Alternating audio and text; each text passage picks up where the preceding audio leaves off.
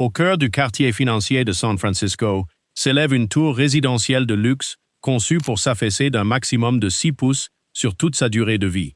Ce chiffre, 6 pouces, figurait dans chaque rapport d'ingénierie avant même la vente du premier condominium. Aujourd'hui, la tour s'est affaissée de 18 pouces, soit le triple de la projection initiale, et son coin supérieur penche de 26 pouces hors du fil à plomb. La valeur des appartements a chuté jusqu'à 50%. Mais il y avait un petit détail qui ne figurait pas dans la brochure de vente. En 2020, le promoteur lui-même a accepté de payer 100 millions de dollars pour freiner l'affaissement, et la tour ne s'est corrigée que d'un seul pouce. On n'est pas ici face à une structure improvisée, bien au contraire. 686 000 tonnes de masse reposant sur environ 950 pieux de friction, chacun enfoncé entre 60 et 908 pieds sous la surface, calculé à partir de 48 forages de sondage profond et d'une série complète d'essais en laboratoire.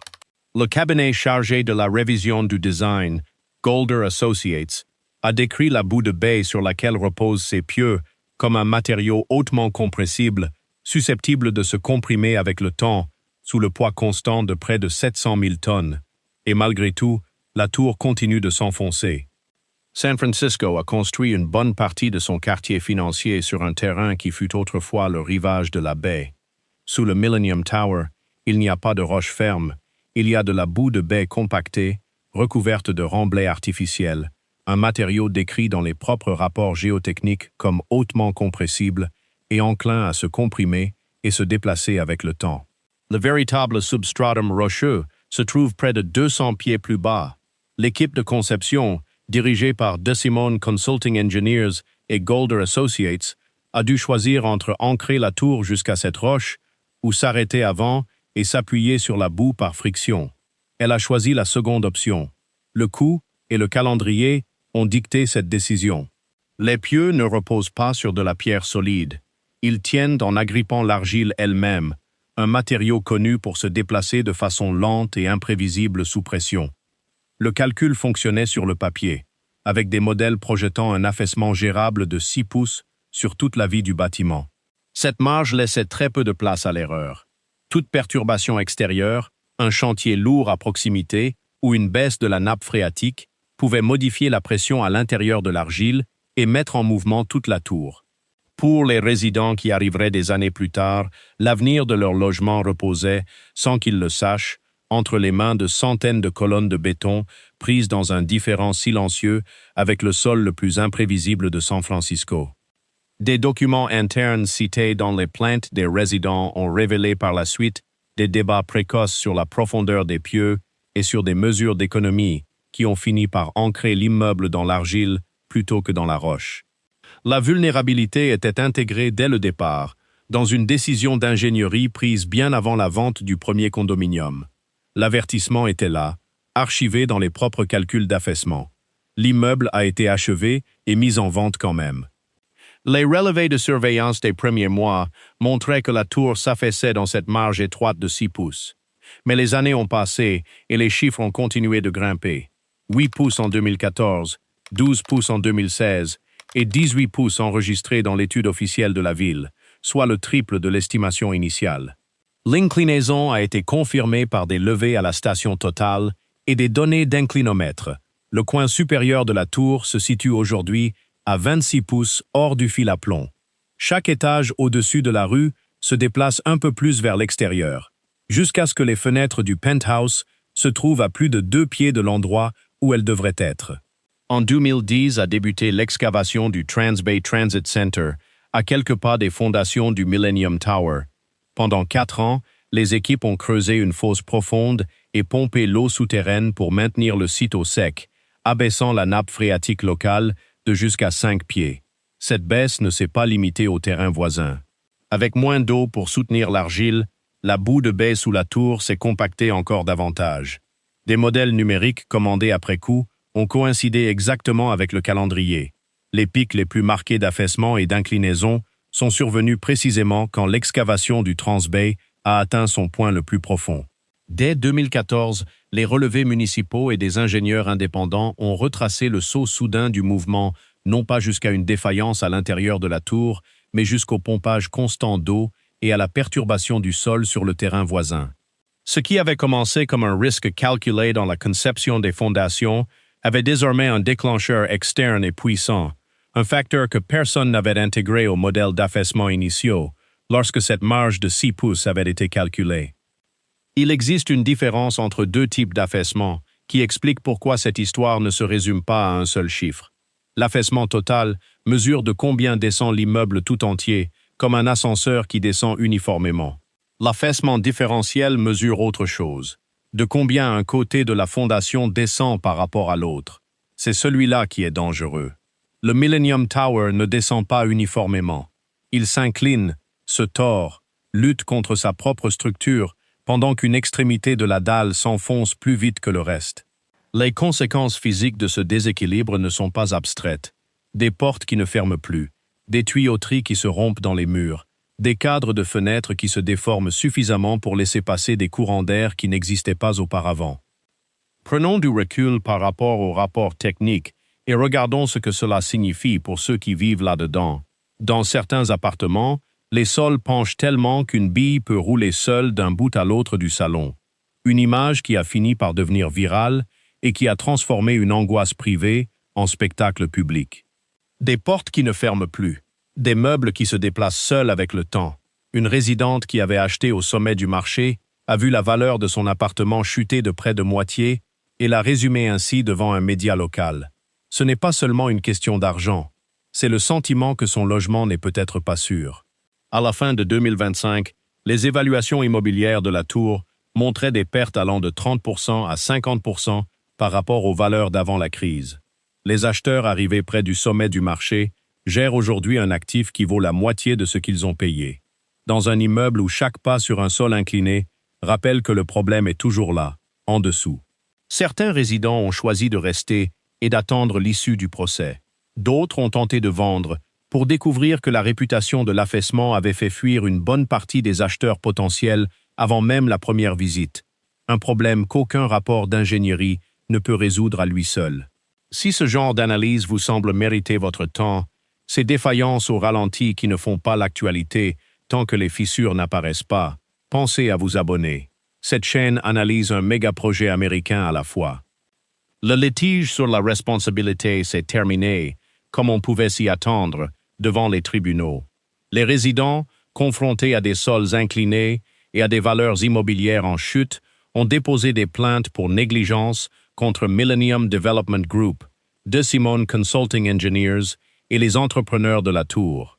Les plaintes accusaient le promoteur d'avoir réduit les coûts sur les fondations, ignoré les avertissements sur le comportement imprévisible de la boue de baie et omis de divulguer les risques croissants à mesure que l'inclinaison augmentait.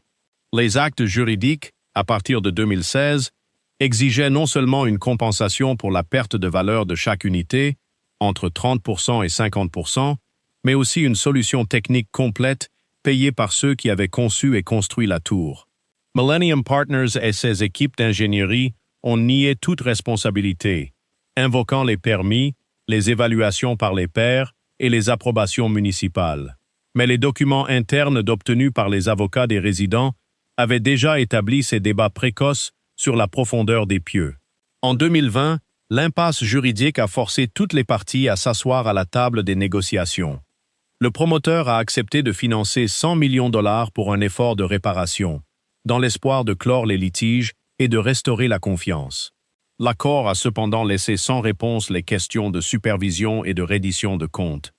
Les dossiers réglementaires ont documenté, durant ces années, un fossé de plus en plus large entre deux versions de la même histoire. Le promoteur accusait le chantier voisin du Trans-Bay d'avoir accéléré l'inclinaison. Les propriétaires soutenaient que la conception initiale n'avait jamais offert de véritable marge de sécurité, quoi qu'il se soit passé à côté. Les deux parties avaient des données pour appuyer leur version, et aucune des deux versions ne rendait la valeur perdue des appartements. L'accord de $100,000 a mis fin aux litiges les plus visibles, mais il n'a pas été conçu pour répondre à une question plus dérangeante. Que se passe-t-il si la réparation ne suffit pas non plus? Les associations de copropriétaires qui ont négocié cet accord l'ont présenté comme une clôture définitive du dossier juridique. 5 ans plus tard, alors que la dalle se déforme en son centre, cette clôture commence à paraître prématurée. Pour être juste, ni la ville, ni les ingénieurs chargés du sauvetage n'ont jamais parlé d'un immeuble en risque d'effondrement. Les responsables municipaux et les ingénieurs ont qualifié la réparation de solution permanente, un triomphe technique sur un problème tenace. Le plan initial promettait 52 nouveaux pieux forés jusqu'au substratum rocheux, un anneau périphérique complet qui allait enfin arrêter la descente de la tour. Mais tandis que les coûts grimpaient et que le chantier s'éternisait, le plan a été réduit. Seuls 18 pieux périphériques ont été installés, suffisants, selon les ingénieurs, pour ancrer les côtés qui s'inclinaient le plus. Le reste de l'immeuble est resté appuyé sur les mêmes pieux de friction et la même boue de baie qui avait déjà échoué. Ron Hamburger, ingénieur en chef du projet, a approuvé la conception réduite. La ville a déclaré la réhabilitation terminée en août 2025. Les rapports de surveillance n'ont montré que 1 pouce de correction sur une inclinaison de 26 pouces mesurée au toit. Les marges, selon les ingénieurs eux-mêmes, restaient adéquates pour l'instant. L'inquiétude, celle que personne n'exprimait à voix haute, portait sur le long terme. Jusqu'où pouvait continuer à bouger une fondation qui n'avait jamais atteint la roche. Fin 2025, le réseau de surveillance de la ville a détecté un nouveau signal sous le Millennium Tower. Les instruments ancrés dans la dalle de béton des fondations ont enregistré un schéma inattendu. Le centre de la dalle s'affaisse plus vite que les bords, créant une courbure subtile mais mesurable. Les ingénieurs qui ont examiné les données ont repéré une déflexion vers le bas qu'aucun modèle de réhabilitation n'avait anticipé. Il ne s'agit pas seulement de plus d'inclinaison, c'est la dalle elle-même qui se courbe sous une pression inégale, une déformation susceptible de compromettre l'intégrité structurelle d'une manière que le simple affaissement n'avait jamais posée. On aurait pu s'attendre à ce que, après 100 millions de dollars investis et 1 an et demi de travaux, le problème soit résolu. Ce ne fut pas le cas. Les ingénieurs ont recommandé en privé de poursuivre la surveillance, conscients que le comportement des fondations restait imprévisible. Cette courbure au centre de la dalle change la nature du problème. Pendant 15 ans, l'histoire du Millennium Tower a été une histoire d'inclinaison, toute la tour se déplaçant comme un seul bloc vers un côté. Une dalle qui fléchit en son centre est un type de contrainte différent, un problème qui ne se corrige pas simplement en renforçant le périmètre avec davantage de pieux. Les 18 pieux installés en 2025 ont été conçus pour freiner l'inclinaison des bords, pas pour soutenir une dalle qui commence à se courber de l'intérieur. Personne n'a encore dit publiquement ce que signifie cette déflexion pour la durée de vie de la structure, ni ce que coûterait sa correction. Les données existent, elles sont ancrées dans les instruments de surveillance de la ville eux-mêmes. Ce qui n'existe pas encore, c'est une réponse. Ni le promoteur, ni la ville, ni les ingénieurs qui ont signé la réhabilitation de 2025 n'ont publié de plan concret pour ce qui vient après une dalle qui se courbe de l'intérieur. La vraie question n'a jamais été de savoir si le Millennium Tower est sûr pour y dormir ce soir. C'est presque certainement le cas. Le dilemme, c'est à quoi ressemblera cette dalle dans une décennie, tandis que le centre des fondations continue de fléchir et que l'argile sous la tour continue de bouger à son propre rythme. Millennium Partners a clos son accord, payé les 100 millions de dollars et est sorti des projecteurs bien avant que n'apparaissent les données de 2025. Celui qui continue de porter le problème, c'est ceux qui ont acheté au sommet du marché et qui voient aujourd'hui la valeur de leur appartement chuter pendant que les billes continuent de rouler seules sur le sol du salon. Les avocats continuent de déposer des mémoires. Les instruments continuent d'enregistrer du mouvement sous la dalle. Et la tour, pendant ce temps, reste debout, occupée, vendue comme un symbole de l'horizon financier de la ville, chaque nouvelle mesure ajoutant une ligne de plus au dossier. À San Francisco, le marketing arrive toujours en premier. La boue de baie révèle la vérité après. Si cette analyse vous a été utile, abonnez-vous. Sur cette chaîne, nous disséquons un méga-projet différent chaque semaine. La prochaine fissure que nous allons ouvrir se trouve dans une autre tour, sur une autre côte, avec une autre promesse de brochure qui, elle non plus, n'a pas été tenue.